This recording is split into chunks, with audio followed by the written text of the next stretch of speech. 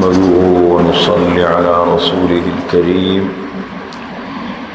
أما بعد فأعوذ بالله من الشيطان الرجيم بسم الله الرحمن الرحيم لقد جاءكم رسول من أنفسكم عزيز عليه ما عنتم حريص عليكم بالمؤمنين رؤوف رحيم فإن تولوا فقل حسبي الله لا إله إلا هو عليه توكلت وهو رب العرش العظيم۔ یہ سورہ توبہ کی آخری دو آیتیں ہیں۔ سورۃ التوبہ آیت نمبر 128 اور آیت نمبر 129۔ پچھلی مرتبہ پچھلے اتوار کو ہم نے سورہ مائدہ کی ایک آیت آپ کے سامنے پیش کی تھی، اور یہ آج کی دو آیتیں ہم نے تلاوت کی سورۃ التوبہ۔ لیکن سب سے پہلے سورۃ التوبہ کا تعارف کراتے ہیں۔ سورۃ التوبہ بھی کہتے ہیں اور سورۃ البراءہ بھی کہتے ہیں، دو نام ہیں، سورۃ التوبہ اور سورۃ البراءہ۔ سورۃ التوبہ کیوں کہتے ہیں؟ اس میں زیادہ تر حصے میں غزوہ تبوک کا ذکر ہے۔ رسول اللہ صلی اللہ علیہ وسلم کی زندگی کا آخری غزوہ، جس کو غزوۃ تبوک کہتے ہیں، بہت مشکل غزوہ تھا، اور پہلا غزوہ ہے کہ جو بیرونی قوت روم کے ساتھ پیش آیا۔ اب تک کے جتنے غزوات تھے وہ قبائل عرب کے ساتھ تھے، عرب کے جتنے قبائل تھے ان کے ساتھ تھے وہ سارے غزوات۔ یہ پہلا غزوہ ہے جو ایک سپر طاقت کے ساتھ ہے، روم کے ساتھ، عیسائیوں کے ساتھ۔ اب سخت گرمی کا زمانہ تھا، بڑا لمبا سفر تھا، بہت مشکلات کا سامنا تھا۔ اس کو قرآن کریم نے ایک اور لقب بھی دیا ہے، ایک اور نام بھی ہے، غزوہ ذو عسرہ، تنگی والا غزوہ، بہت مشکل مرحلہ تھا، لیکن صحابہ گئے ہیں۔ اب اس موقع پر منافقین جتنے بھی تھے جو ایمان کا دعویٰ کرتے تھے، بہانے بنا بنا کر سب پیچھے رہ گئے، بہانے بنائے، اور جو مومن تھے وہ سارے کے سارے گئے۔ 10 مخلص صحابہ مومن وہ پیچھے رہ گئے، جن میں سے 3 کا مقام بہت زیادہ اونچا تھا صحابہ میں، اور 7 صحابہ عام صحابہ تھے۔ تو ان 7 کی توبہ اللہ نے پہلے قبول فرمائی، بائیکاٹ ہو گیا تھا ان کا، آپ صلی اللہ علیہ وسلم کی طرف سے اور مسلمانوں کی طرف سے قرآن کا حکم تھا کہ ان کا بائیکاٹ کیا جائے۔ اس مشکل موقع پہ یہ پیچھے رہ گئے ہیں، اور ان سے قطع تعلق کرو، تعلق توڑو، ان سے گفتگو مت کرو، ان سے باتیں مت کرو، ختم کرو۔ تو ان میں سے 7 صحابہ وہ ہے کہ جن کی توبہ پہلے قبول ہو گئی، 3 صحابہ وہ ہے کہ جن کی توبہ 50 دن کے بعد قبول ہوئی، 50 دن کے بعد ان کی توبہ قبول ہوئی۔ وَعَلَى الثَّلَاثَةِ الَّذِينَ خُلِّفُوا حَتَّى إِذَا ضَاقَتْ عَلَيْهِمُ الْأَرْضُ بِمَا رَحُبَتْ وَضَاقَتْ عَلَيْهِمْ أَنفُسُهُمْ وَظَنُّوا أَن لَّا مَلْجَأَ مِنَ اللَّهِ إِلَّا إِلَيْهِ ثُمَّ تَابَ عَلَيْهِمْ لِيَتُوبُوا إِنَّ اللَّهَ هُوَ التَّوَّابُ الرَّحِيمُ۔ ان کی توبہ بہت تفصیلی واقعات ہیں، میں ان تفصیل میں جانا نہیں چاہتا، صرف اتنا بتاتا ہوں کہ اس کو سورۃ التوبہ اس لیے کہتے ہیں کہ ان صحابہ کی توبہ اللہ تعالیٰ نے قبول فرمائی، اس مناسبت سے اس کو سورۃ التوبہ کہا جاتا ہے۔ سورۃ البراء کیوں کہتے ہیں اس کو؟ پہلی آیت کے اندر اللہ تعالیٰ نے براءت کے معنی ہے بیزاری، لا تعلقی، بائیکاٹ، قطع تعلق، براءتن بیزاری کا اعلان ہے، لا تعلقی کا اعلان ہے، من اللہ و رسولہ، اللہ اور اللہ کے رسول کی طرف سے، ان سے کفار سے اور مشرکین سے، اس لیے اس کو سورۃ البراء بھی کہتے ہیں۔ اس سورت کے اندر اللہ تعالیٰ نے تفصیل کے ساتھ جہاد کا ذکر فرمایا ہے، جہاد کا ذکر ہے، اور جہاد میں بھی خصوصیت کے ساتھ غزوہ تبوک کا ذکر اللہ تعالیٰ نے فرمایا ہے بڑی تفصیلی۔ اس سورت کی جو آخری دو آیتیں ہیں جو میں نے آپ کے سامنے تلاوت کی، لَقَدْ جَاءَكُمْ رَسُولٌ مِّنْ أَنفُسِكُمْ عَزِيزٌ عَلَيْهِ مَا عَنِتُّمْ حَرِيصٌ عَلَيْكُمْ بِالْمُؤْمِنِينَ رَءُوفٌ رَحِيمٌ فَإِن تَوَلَّوْا فَقُلْ حَسْبِيَ اللَّهُ لَا إِلَٰهَ إِلَّا هُوَ عَلَيْهِ تَوَكَّلْتُ وَهُوَ رَبُّ الْعَرْشِ الْعَظِيمِ۔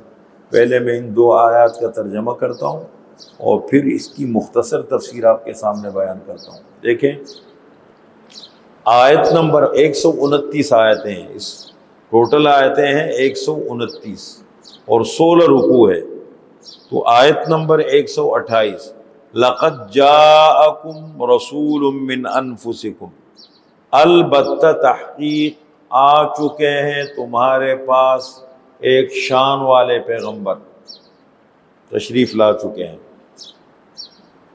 من انفسکم، تم ہی میں سے ہے، تمہارے نفوس میں سے ہے، تم سے تعلق ہے، قبیلہ قریش میں پیدا ہوئے، قریش کے اندر بنو ہاشم میں پیدا ہوئے، عرب میں سے ہے۔ اس نبی کی 3 صفات کا ذکر اللہ نے فرمایا ہے، 3 صفات اللہ نے بیان کی ہے۔ نمبر 1، عزیز علیہ ما عنتم، تمہارا مشقت میں پڑ جانا، تکلیف میں پڑ جانا اس پر بھاری گزرتا ہے، تمہیں تکلیف ہوتی ہے، تمہیں مشقت پہنچتی ہے، اس نبی پر بہت زیادہ بھاری گزرتا ہے۔ حریص علیکم، تمہارے لیے بہت حریص ہے۔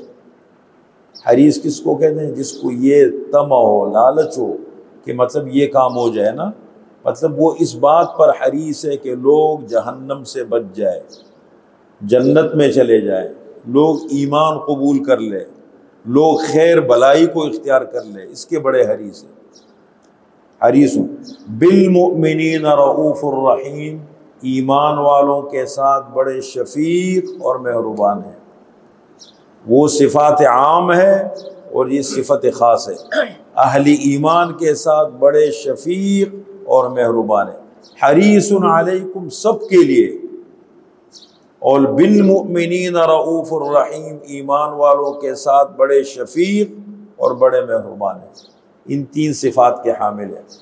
آیت نمبر 129، فَإِن تَوَلَّوْا، پس اگر یہ لوگ نہ مانیں، اعراض کرے، منہ موڑے، نہ مانے، فَقُلْ، پس اے پیغمبر آپ ان سے کہہ دیں، آپ ان کو یہ بتا دیں، حسبی اللہ، میرے لیے اللہ تعالی ہی کافی ہے، لا الہ الا ہو، اللہ کے سوا کوئی معبود نہیں، اللہ کے سوا کوئی عبادت کے لائق نہیں، لا الہ الا ہو، علیہ توکلت، اسی پر میں نے بھروسہ کیا ہے، اسی پر میں اعتماد کرتا ہوں، وہو رب العرش العظیم، اور وہ اللہ تعالی بڑے عرش کے مالک ہے، بڑے عرش کے مالک ہے۔ تھوڑی سی اس کی تشریح میں کرتا ہوں۔ دیکھیں، آپ صلی اللہ علیہ وسلم کی صفات کا ذکر اللہ نے ہم نے کیا ہے۔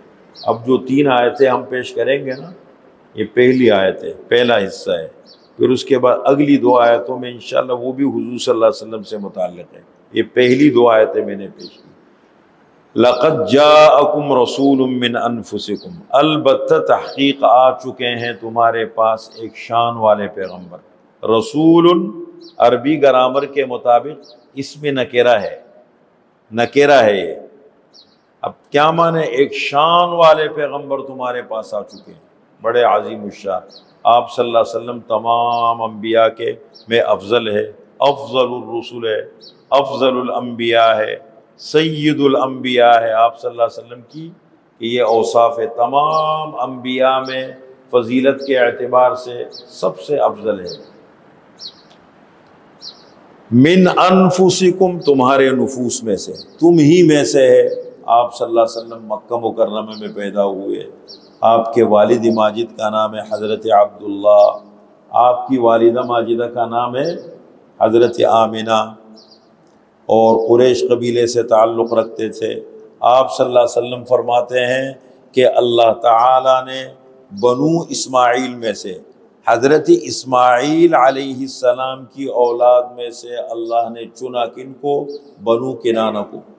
بنو کنانہ، آپ صلی اللہ علیہ وسلم کا سلسلہ نسب جب بیان ہوتا ہے نا، محمد صلی اللہ علیہ وسلم بن عبداللہ بن عبد المطلب بن ہاشم بن عبد مناف بن قصی بن کلاب بن مرہ بن کعب بن لؤی بن غالب بن فہر بن مالک بن کنانہ، یہ دیکھو کنانہ، بن خزیمہ بن مدرکہ بن الیاس بن مضر بن نزار بن معد بن عدنان۔ تو آپ صلی اللہ علیہ وسلم کے سلسلہ نسب میں ایک بنو کنانہ آتا ہے۔ ہر ایک آپ صلی اللہ علیہ وسلم کے سلسلہ نسب میں اپنے زمانے کی ایک بزرگ شخصیت ہے، اپنی قوم میں، اپنے قبیلے میں، اپنے علاقے میں اللہ تعالیٰ نے اس کو ایک عزت عطا فرمائی، خاندانی اعتبار سے، اثر رسوخ کے اعتبار سے، وجاہت کے اعتبار سے۔ ہر ایک کی تاریخ کو پڑھیں گے نا تو اللہ تعالیٰ نے ان کو فوقیہ، پھر سلسلے نسب حضرت ابراہیم علیہ السلام سے جا کے ملتا ہے۔ تو بنو فرمایا کہ حضرت اسماعیل علیہ السلام کی اولاد میں سے اللہ تعالیٰ نے بنو کنانہ کو منتخب فرمایا، کنانہ کی اولاد کو منتخب فرمایا، اور بنو کنانہ میں سے اللہ نے قریش قبیلے کو منتخب فرمایا، اور قریش میں سے اللہ نے بنو ہاشم کو منتخب فرمایا، اور بنو ہاشم میں سے اللہ تعالیٰ نے مجھے منتخب فرمایا۔ یہ ہمارا عقیدہ ہے جو ہمیں بتایا گیا ہے مسلمانوں کو، کہ جتنے بھی انبیاء تشریف لائے، جتنے بھی اللہ کے نبی دنیا میں تشریف لائے، تمام انبیاء خاندانی اعتبار سے قوم میں سب سے نمایاں ہوتے ہیں۔ اللہ بڑے خاندان میں سے ان کو پیدا فرمائے، شریف اور اچھے خاندانوں میں سے ہوتے ہیں، ایک۔ نمبر دو، کوئی ایسا ظاہری نقص ان میں نہیں ہوتا، کوئی عیب کہ لوگ ان سے نفرت کریں۔ اس لیے بھائی اللہ ایک ہے، یعنی ہمارے باپ دادوں نے تو ہمیں یہ نہیں سکھایا، اس میں مخالفت ہوتی ہے۔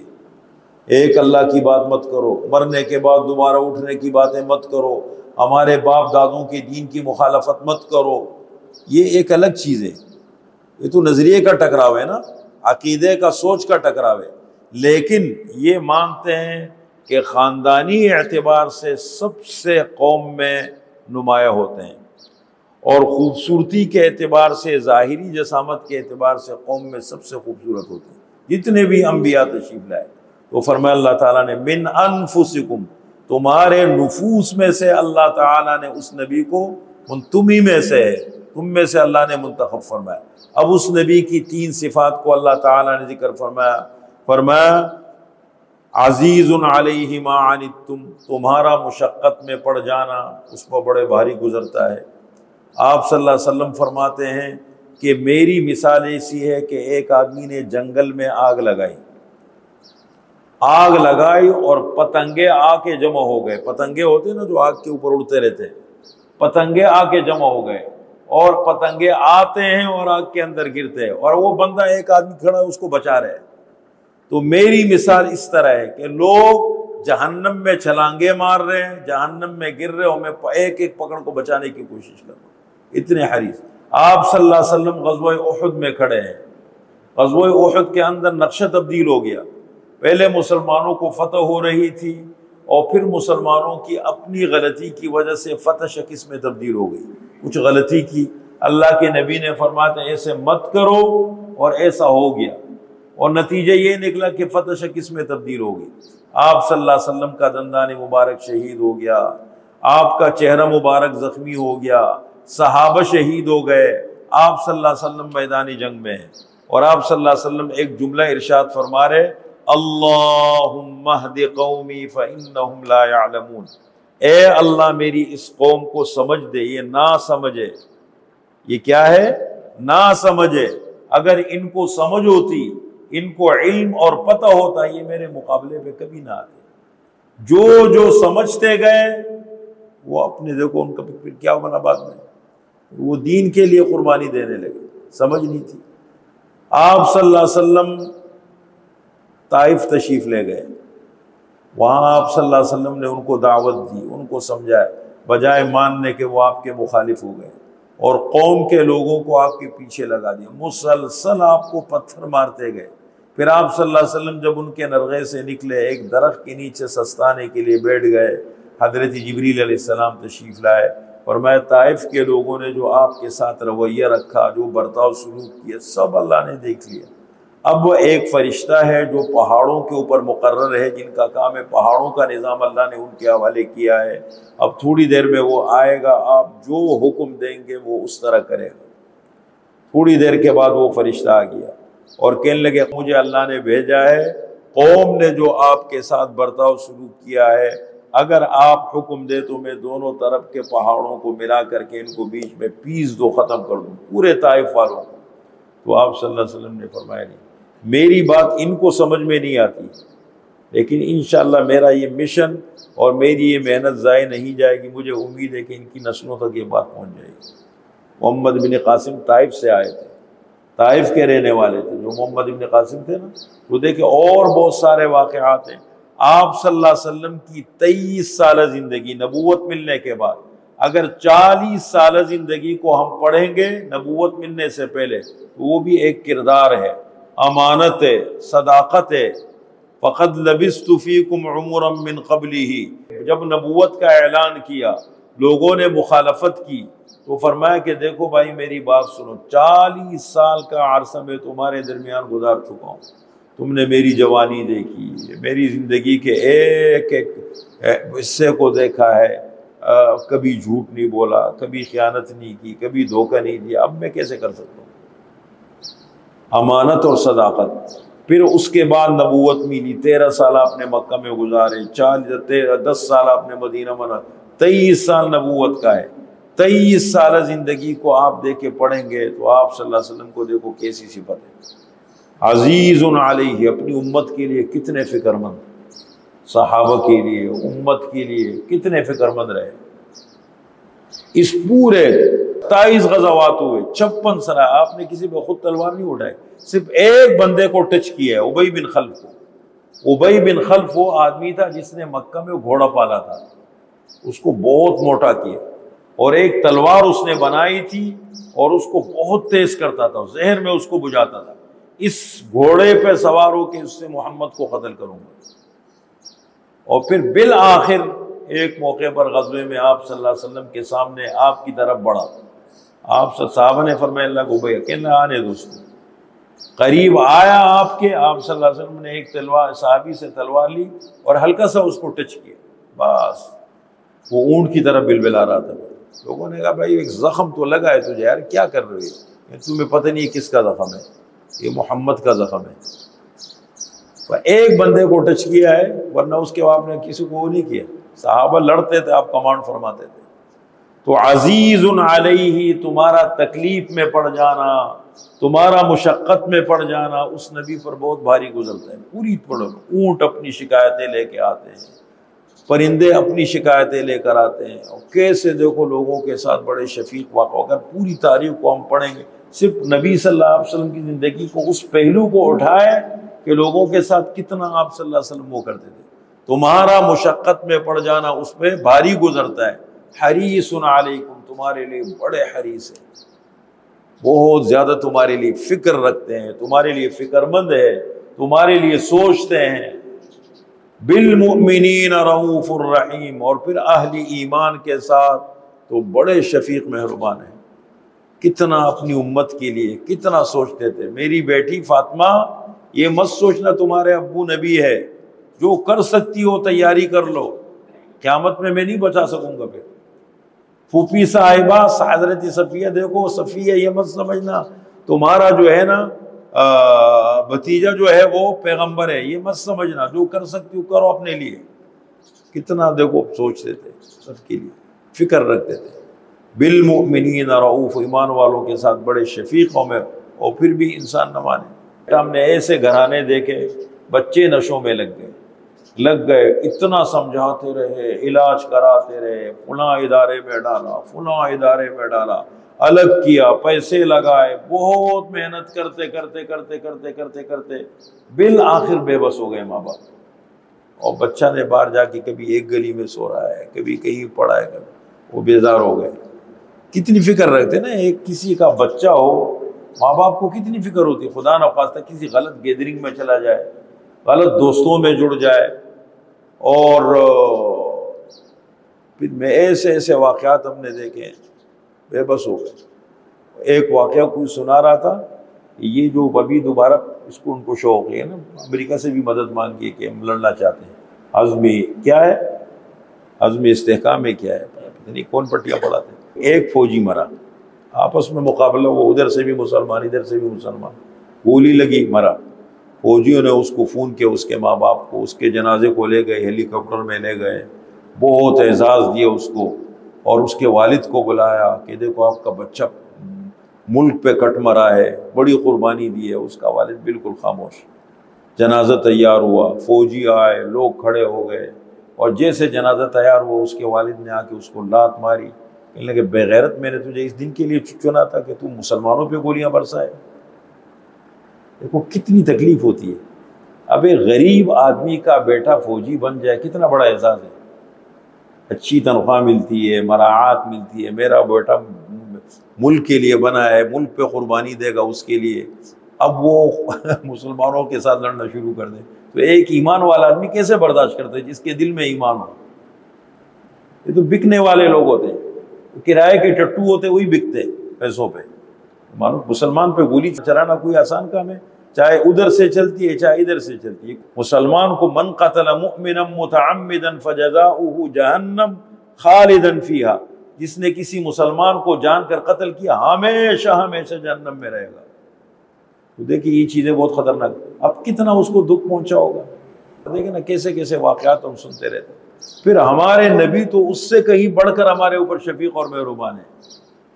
ماں باپ جتنے نہیں ہوتے جتنے نبی شفیق اور مہربان ہے، ہمارے لیے سوچتے ہیں. اور اس کے باوجود بھی کسی کو بات سمجھ میں نہ آئے، اپنے نبی کے مقام کو نہ سمجھے، مرتبے کو نہ سمجھے، فرمایا فَإِن تَوَلَّوْا فَقُلْ حَسْبِيَ اللَّهُ. اے پیغمبر اس کے باوجود بھی یہ لوگ اعراض کرے، منہ موڑے، نہ مانے، کہہ دو میرے لیے اللہ کافی ہے. لا الہ الا ہو، اللہ کے سوا کوئی معبود نہیں ہے، کوئی عبادت کے لائق نہیں ہے. علیہ توکلت، اسی پر میں نے بھروسہ کیا ہے، اسی پہ میں اعتماد کرتا ہوں. وَهُوَ رَبُّ الْعَرْشِ الْعَظِيمِ، اور وہ بڑے عرش کے رب ہے. عرش کیا ہے؟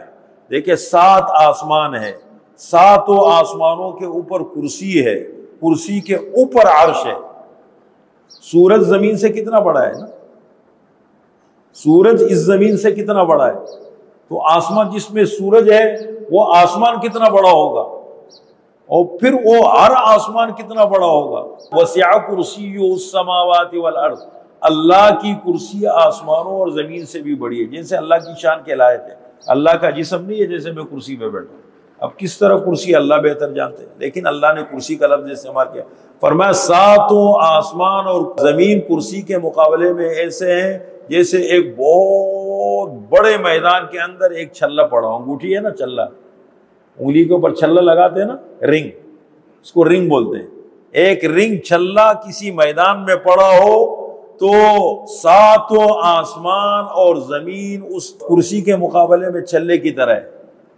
اور پھر کرسی عرش کے مقابلے میں ایسی ہے جیسے ایک میدان میں ایک چھلا پڑا ہو. کتنا بڑا عرش ہوگا اللہ کا. وَهُوَ رَبُّ الْعَرْشِ الْعَظِيمِ، اور وہ اللہ تعالی بڑے عرش کے مالک رب ہے. الحمدللہ رب العالمین.